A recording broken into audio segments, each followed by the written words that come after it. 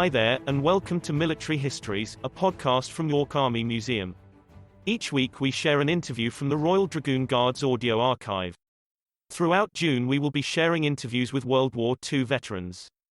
You can find more details about the Royal Dragoon Guards Oral History project in the show notes. If you want to find out a bit more about our museum, there are links to our website and social media channels in the show notes too. In this week's interview you can hear Lieutenant Colonel Ben Tottenham discuss his experiences of the Second World War and his service in the sharpshooters. Lieutenant Colonel Tottenham served with the 5th Inniskilling Dragoon Guards from 1943 to 1947, and with the sharpshooters from 1954 to 1965. Thanks for listening. Future episodes will drop every Friday. I am Barry Port, and today I'm interviewing Ben Tottenham at his home in Ramsbury in Wiltshire. And the date today is the 26th of September 2013. Ben, before I start the main part of the interview, I'd like to ask you for a brief resume of your army service. I enlisted in the army in 1939 at the beginning of the war, and then was in the Home Guard until my serious soldiering began. My date of birth is the 24th of the 10th, 1922.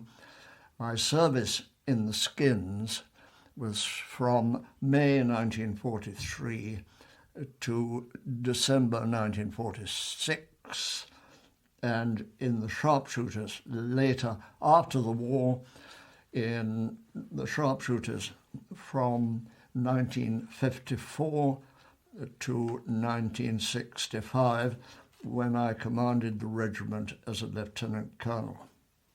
Thank you very much. Yeah. Going back to the start of your army career, was there a family background to the army? Perhaps you can provide us with some details about that. I think what I would like to do is to tell you really my background, why I joined the Skins. I'm the youngest of 4 children of Angel Archdale, the daughter of Sir Edward Archdale, Bart of Riversdale, County Fermanagh, and Percy Tottenham from Glenfarne Hall, County Leitrim, who was the son of Captain Francis Tottenham, 10th Foot and Westmeath Militia. They were married in 1909, and it was a union of 2 ascendancy families. The ascendancy qualification was confirmed by Her Majesty at Hugh's commissioning when, with Richard Keithley as the commandant, we were both privileged to be presented to Her Majesty. She asked Hugh which regiment he was going to, and he told her. And then she turned to me and looked at my tie and said, "And you're in the ascendancy here, another of them." I spent many holidays at Riversdale, which of course was only a few miles away from Inniskilling, both at Riversdale, at Castle Archdale and Necarne Castle, so that my background was definitely Ulster and Fermanagh. I first noticed the Inniskillings when I was old enough to be interested in my family background. Mervyn Archdale was a cornet in 1832, racehorse owner, and retired as a captain in 1847. After that beginning, I went on to Repton and to Oriel College, Oxford, where I read classics.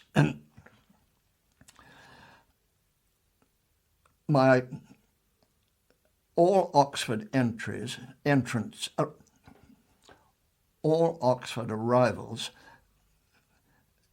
went to the town hall to be interviewed by the recruiting sergeant. I said, I want to be in Inniskilling. Do you want to walk or ride? Ride, I said. He pointed to the RACQ. I then served for that year in the Oxford University Armoured Squadron in Parks Road, finishing with Certificate B.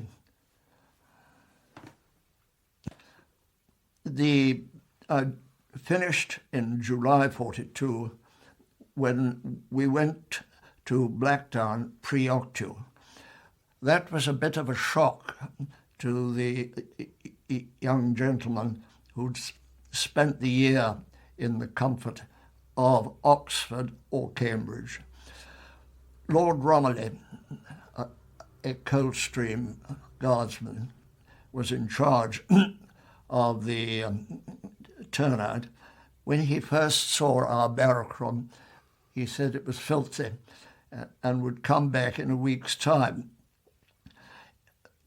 We took him at his word, bumpered the floor with every care and attention, and when he came back in a week's time, he said, I can't see how they managed to get it up to this standard in a week.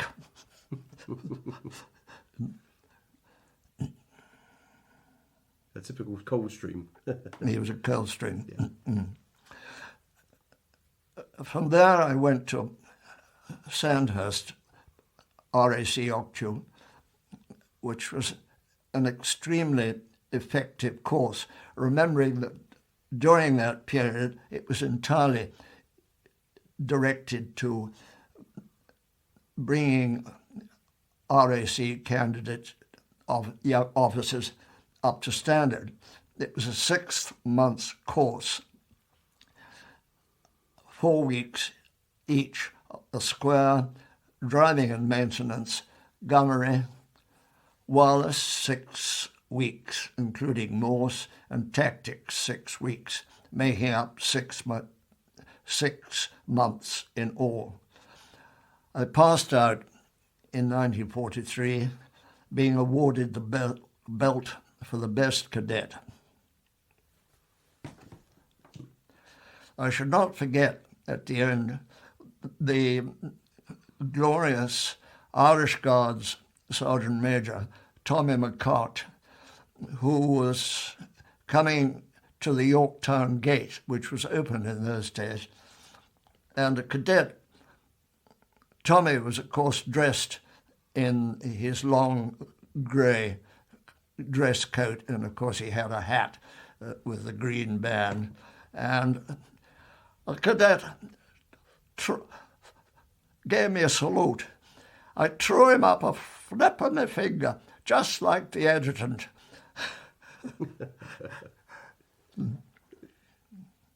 All right, now, I joined the regiment at Duncombe Park in Yorkshire. This was an alarming experience, encountering a lot of very sophisticated officers who had extricated themselves in a fighting withdrawal from Belgium and returned intact, although they had to leave their vehicles behind, to England. They were bored that they were still in the Imperial Reserve and not committed to war again. Colonel Hook Sangster was an alarming officer, and we very shortly went up to camp at Sledmere, a tented camp at Sledmere, and practiced hull and turret down formations on Tatton Sykes land over the Wolds. Hook was an alarming character, and Bob Holderness, the assistant adjutant, kept a stock of pencils, because if you were on regimental orders, Hook was inclined to bash the pencils into the table, and Bob had some spare ones in hand. A and HQ returned to Linden Hall in Northumberland. B Squadron was at Netherwhitton, commanded by Gerald Kildare, and C at Long Framlington, with John Ward Harrison in charge. My squadron leader was Craig Gibson, and I don't think we really hit it off. Even Muriel Adamson, two sisters, lived in the house which they owned, and we had a great deal to do with them. Morris Williams, John Gillette, and Kenneth Woods, and there was a lot of partying in true Inniskilling style. We made friends with the Milburns at Guysen's and the Eustace Smiths, and Anne Eustace Smith is now the Dowager Duchess of Leinster, having married Gerald Kildare. Xmas that year was at Weeting Hall in Brandon, Suffolk, and we finally ended up as our last billet before we went overseas at Fornham St Martin. So during this time, you were in A Squadron, I believe. What sort of vehicles, what sort of tanks did you have at that time? They were Cromwell tanks, as far as I remember, and of course they were not subjected to the strain that they were in Normandy, either from enemy action or the terrain, and I think there were 5 troops, each of 3 Cromwells, and then separately there would have been. Well, Ben, you've mentioned the training that each of the squadrons took part in on the Cromwells. Obviously, as time moved forward, we got obviously D-Day had happened, and I should imagine that the regiment got its orders eventually to deploy. I do believe that you didn't deploy with your own vehicles, did you? I don't think we did. Really, all I can remember is being sent with some 3-tonners to collect all the ammunition that was needed. As we hadn't brought our own tanks over, there must have been fresh tanks which needed crewing and ammunition providing. Right. And can you remember where you actually picked these vehicles up from? Were they sort of well inland or were they by the sea? No. Can't begin to answer that one. Okay. Right, so you've now arrived in Normandy. Obviously, there was an amount of preparation before you moved off. Can you describe the early weeks there? Was there any contact with the enemy? No, the first thing I remember is that the squadrons had to take charge of their vehicles and get them ready for action. I was sent with to collect a large amount of ammunition, both shot and small arms for the machine gun, which I brought back to the squadrons. As a foretaste of action, we were sent up to a particularly exposed crossroads, which might have been described as an opportunity target for the Germans. And Patrick Levy was killed talking to his former comrades in the 4th 7th Dragoon Guards And I was sent by Craig Gibson the following day to the Abbé Jouet-Monde to collect his body. And we buried him on the hillside near Bayeux with Tony Levy, his brother, and Gerald Kildare, the commanding officer of B Squadron. Right. So that was the That a rather sad incident before you even started to move forward, really. Yeah. I also believe that the regiment lost some people in an accident on the beach in a similar time frame. That's right. On the 20th of August, Patrick's death was on the 28th. The previous, on the 20th, there was a beach party, and Padre Newsom was drowned trying to save somebody who got out of their depth.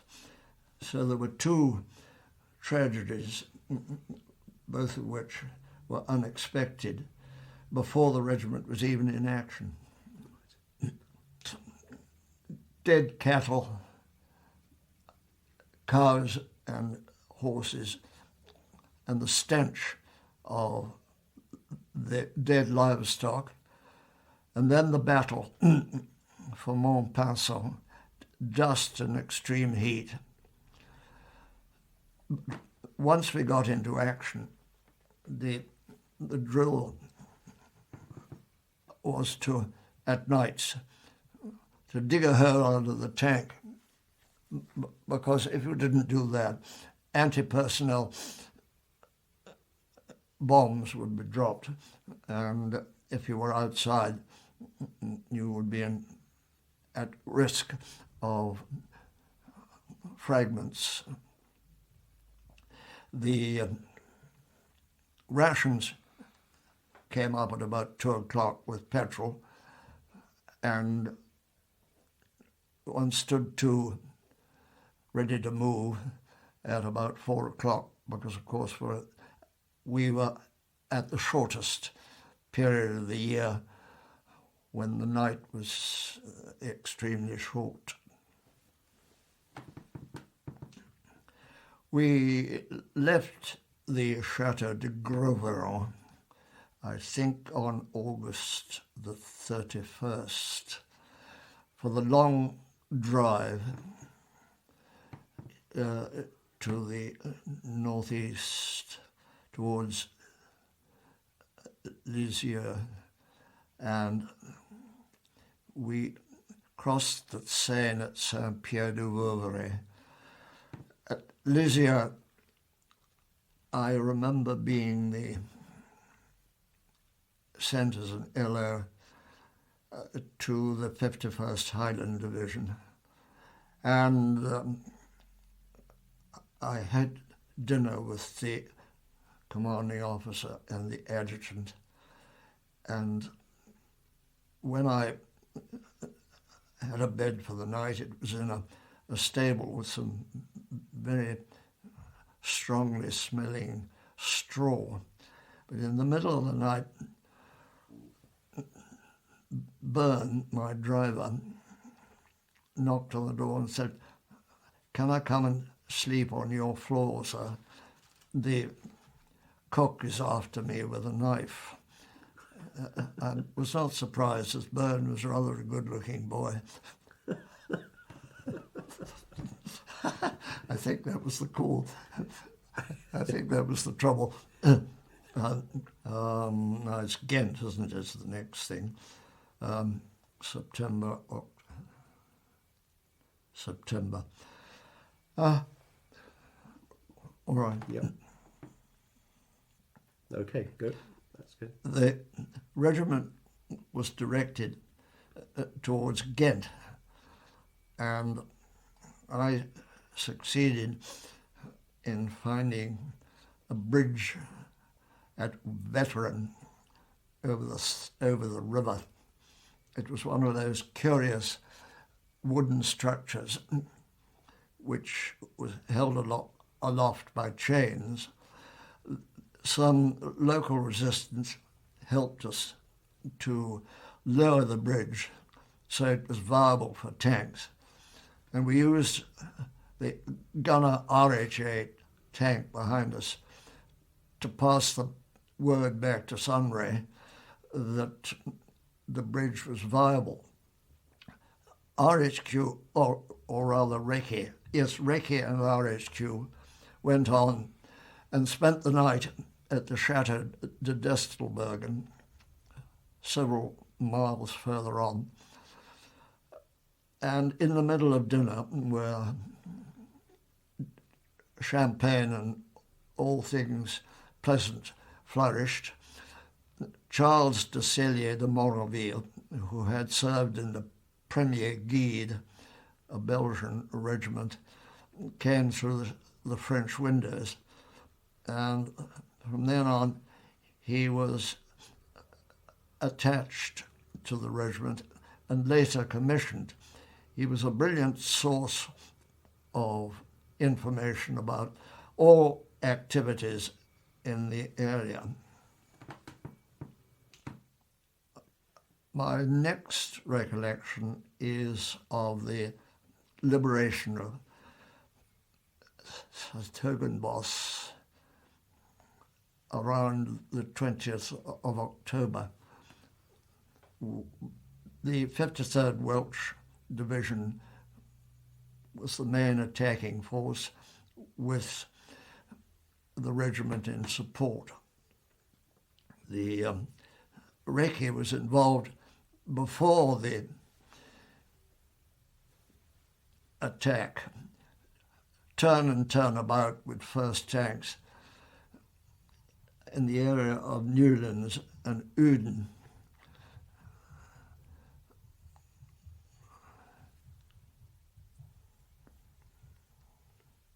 The attack was successful, and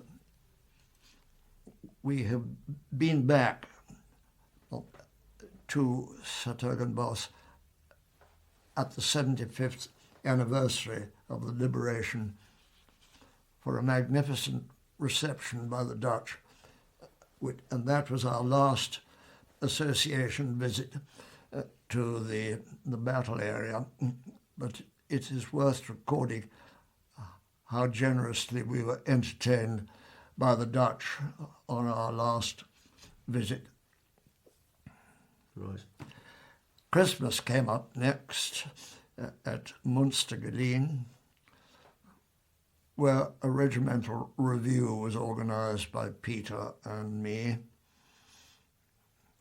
And we did a take of the Western Brothers, Kenneth and George, whose refrain was, "We're frightfully BBC," which we changed into, "We're frightfully 5DG," interspersed with sharp quips such as, "The Colonel's miles in front today. There simply were no Boche." A nice one. Yeah. As well as our attempt to take off the Western Brothers, a series of an ode called "Push On, Recce" was written by a number of troopers. "The time has come," our Robert said, "to earn your daily marge and bread. 588s lie on ahead. Push on, Recce, push on. Ginty's in an awful stew. The road is blocked, he can't get through. But Robert told him what to do. Push on, Recce, push on."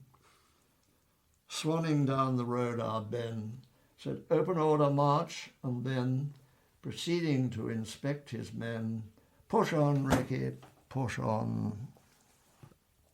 At Malines, the Colonel was kind enough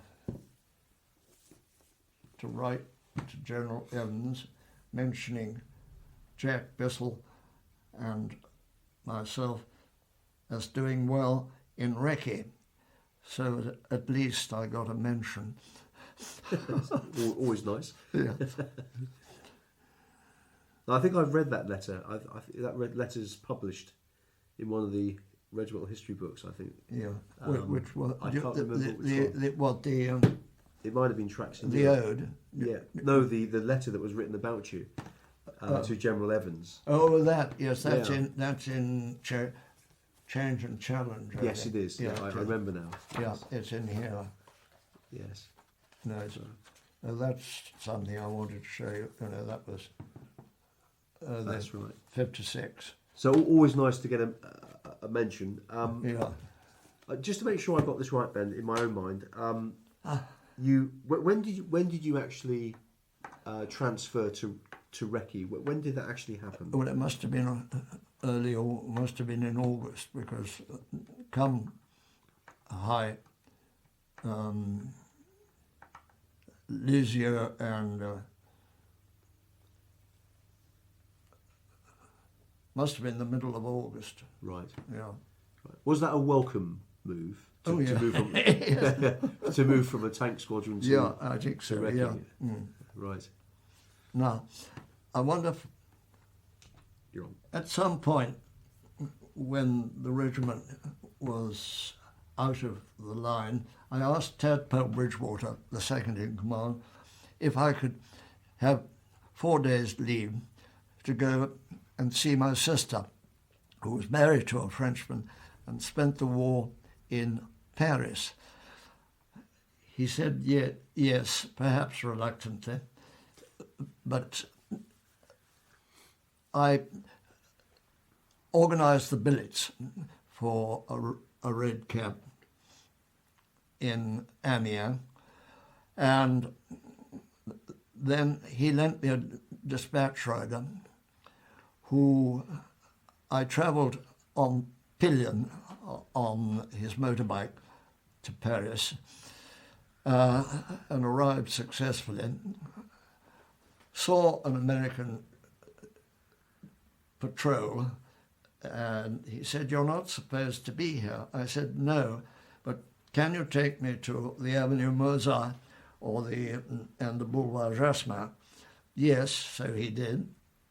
I climbed up the 6 floors to their flat, and total surprise when I was greeted by my sister. We spent the night at Fouquet's and Lascaux, the fashionable bars, and talked till the dawn. The following day, I decided it was time that I started to go back to the regiment. Unfortunately, it wasn't as easy as coming. It was thick fog, and the aeroplane, after one attempt at one of those coal, there were a lot of pits, and it went over the top of one successfully and went back to the aerodrome, tried again and failed. So I took to the American Red Bull route and hitched a lift on an American truck. I got as far as the point where the Red Bull route diverged, and I knew I couldn't go any further. So I got out, and the Almighty was on my side. A regimental truck came past just in time, because I would have been court-martialed if I'd been any later. The regiment had gone back into action rather sooner than expected. Wow.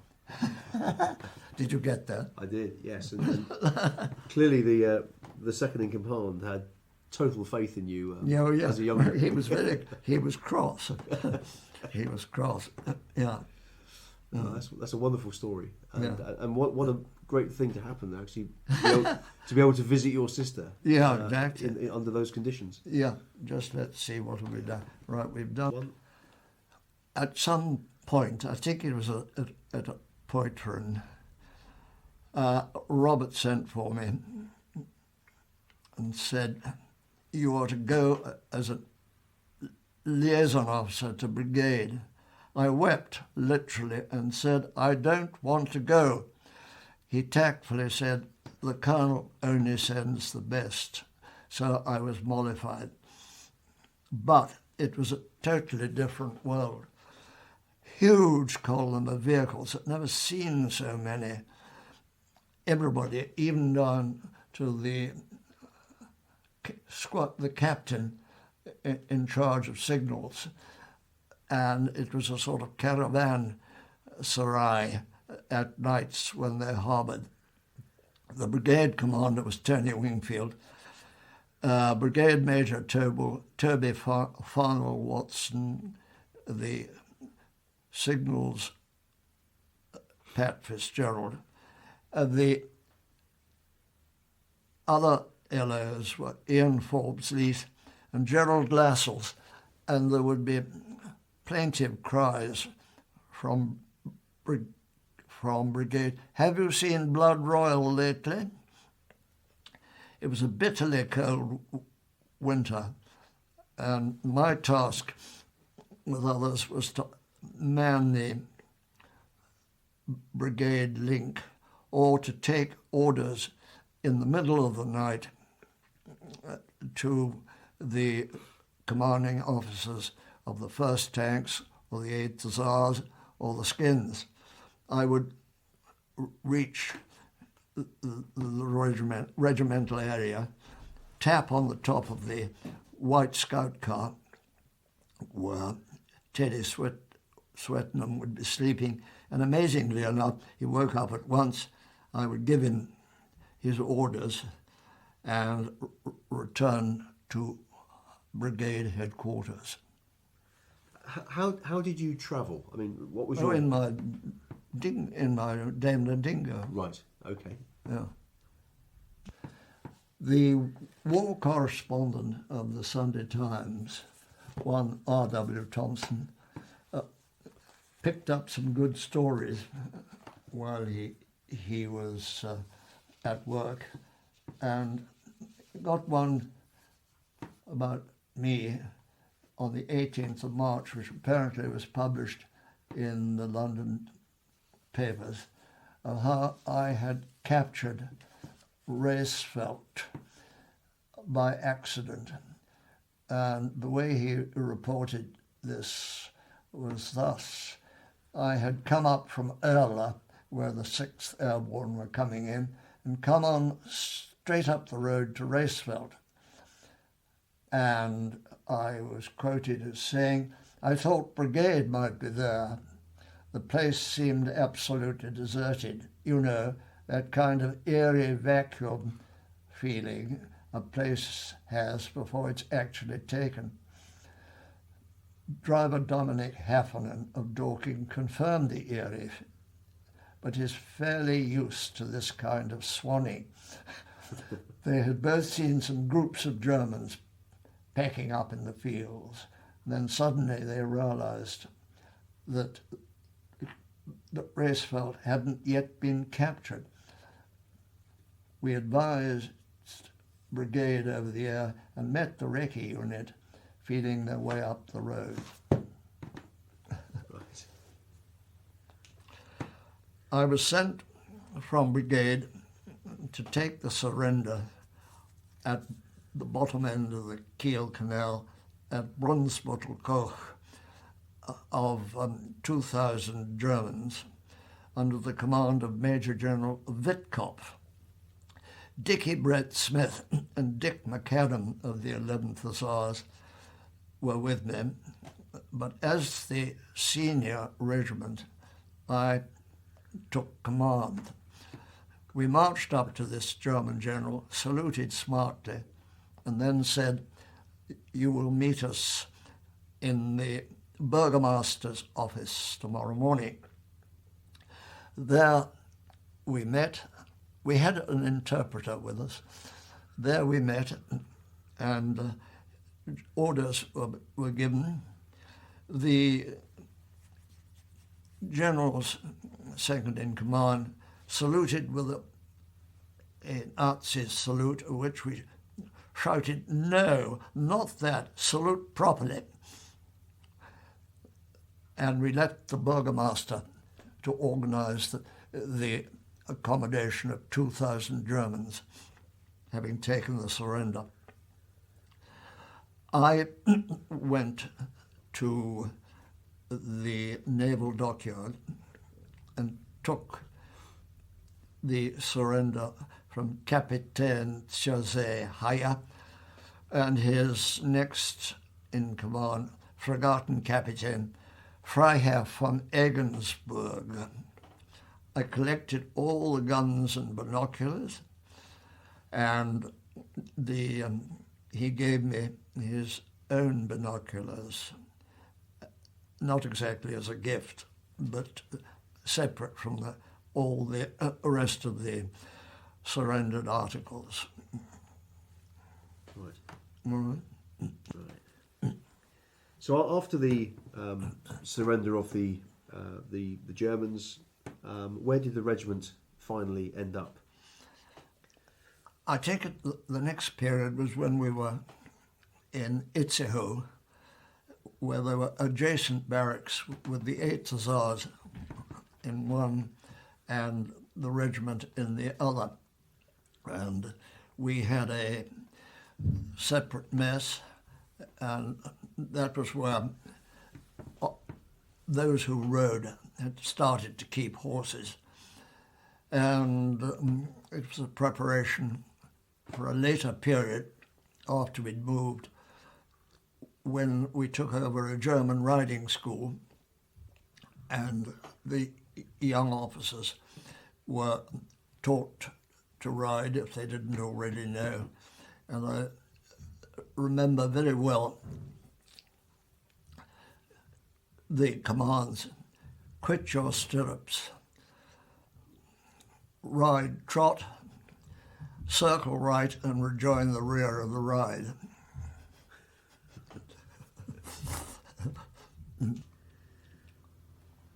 So whilst the regiment had formed up in Itzehoe, I believe you then went back from Recce back into A Squadron, is that correct? Yes, it is. Gilbert Monckton was in command of A Squadron, and at that time, or slightly later, I went on a long gunnery course at Lulworth, from which I returned with a distinction, and then became the regimental gunnery officer and also messing officer. I still have pictures of observing the strike of shot at the ranges at Putlos, firing into the Baltic. Right, so is that the way the range work was done at that time? You weren't actually firing at hard targets, you were literally just firing into the firing into the Baltic. Well, at targets. Right, okay. I believe that you were also awarded 2 decorations from the Belgium, is that correct? Yes, it is. I was given the award of mention in dispatches for the successful finding of the bridge at Veteran, and also at some later point, Rupert Kettle, the adjutant, rang up and said that the Belgians had sent the Order of Leopold and the Croix de Guerre, and it would be appropriate for him to give them to me. They make a pretty show. They do, absolutely. They'll put that. Okay, so you obviously after the hostilities, you went off and did the regimental gunnery officers course, and I believe the regiment then went to Munster in '46, and I think you were still the regimental gunnery officer at that time. Yes, I served with the regiment because, of course, we had to wait to be demobilised, and the young officers were not particularly attracted by Colonel Perry, and I can remember an occasion when he suggested the answer to some tactical exercise without troops question. And Bill Bradfield, who had an MC awarded at Bourneville, said, "Oh no, Colonel, we wouldn't do it that way." Really? That's a good answer. All right. You got that one down? Yes, I did. What?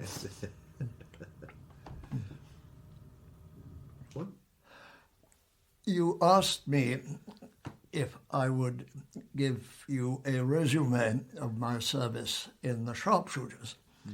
This was from 1954, when I was invited to join by Ian McCrill to the end of 1965, when I commanded from 1962 to 1965.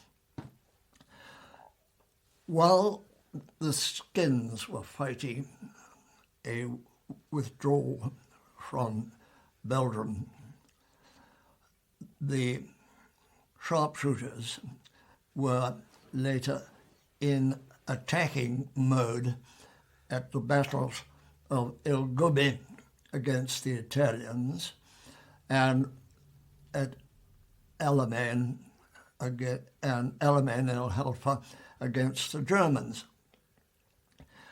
El Gobi is their Memorial Day, and then the third CLY went up the Adriatic side of Italy, and the fourth CLY went up the west coast. But as the country of that part of Italy was not suitable for tank operation, they were withdrawn preparatory to deployment in Normandy, where after the trauma of Villers-Bocage, they were amalgamated as the 3rd, 4th CLY. So I joined in 1954, as I said, in A Squadron as second in command to Ian McCrill. The commanding officers successively during my period there were Teddy Bradbury, MC, and then Charlie Pierce, MC. The regiment had won 1 George Medal, 9 DSOs, 42 MCs, 8 DCMs, and 71 MMs. There were 381 names on the Roll of Honour. So no one could say that they were not extremely experienced. And when I joined, there was hardly an NCO who had not got campaign medals, and which gave the regiment a great deal of experience.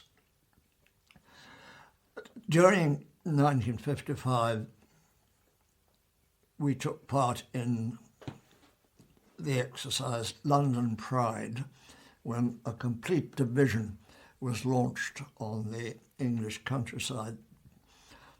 Then, in successive years, there were camps at Castle Martin, at Lulworth twice over, at Ollerton, at Penhale, and the old familiar West Down, deploying at Orchiston Down. In one of the usual changes to the structure of the army in 1960, the regiment was called upon to amalgamate with the Kent Yeomanry, a very distinguished gunner regiment, and to retrain them to an armoured role. My predecessor, Ian McCrill, exercised great diplomacy in overcoming the objections to this amalgamation and the objections of many Kent Yeoman old comrades. The success of his amalgamation was reflected in the regiment when I took command in 1962.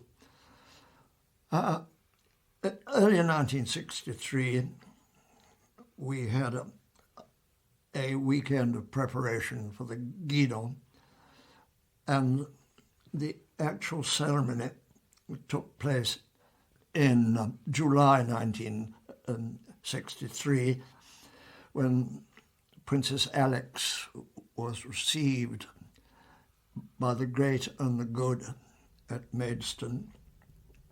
We advanced in review order with the support of the Royals Band and earned the accolade from a retired brigadier. I have never seen the ceremony performed better by a yeomanry regiment and seldom by regulars.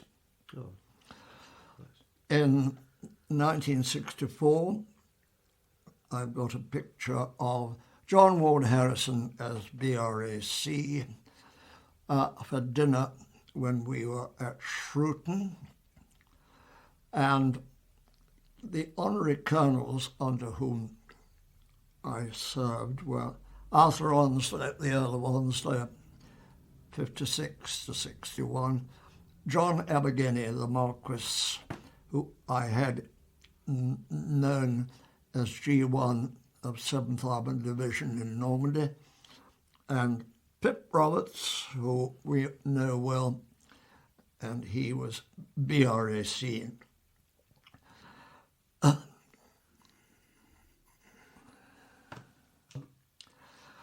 I want to mention my predecessor, Ian McCrill, who was always extremely reserved. And it was only when I was preparing the tribute to him that I gave in Southwark Cathedral that I discovered that he had served in GHQ Liaison Regiment, known as Phantom, a secret organisation which was much appreciated in the desert, where they communicated straight from the very foremost forward line back to Army, cutting out all the intermediate stations. He landed on Gold Beach at HR and later served as liaison to the Americans and earned the award of the Bronze Star. None of this came out in any of his conversations with members of the regiment. I also delivered tributes to Bill Bradfield, who won his MC at Bourneville, and then became a sharpshooter's medical officer, ideal for providing me with enemy on tactical exercises with troops.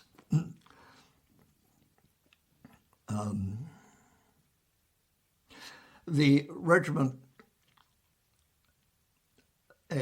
we have a very active regimental association, and we are having a luncheon in October with 17 officers present who were on parade at the Guidon ceremony.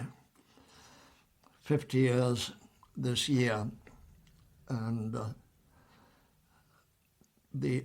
we shall also have present the commanding officer of the Kent and Sharpshooters Yeomanry and associated signal squadron, which is a tribute to the success of the regiment in surviving the latest reorganisation, when most of the yeomanry regiments have been reduced to troops or signal squadrons.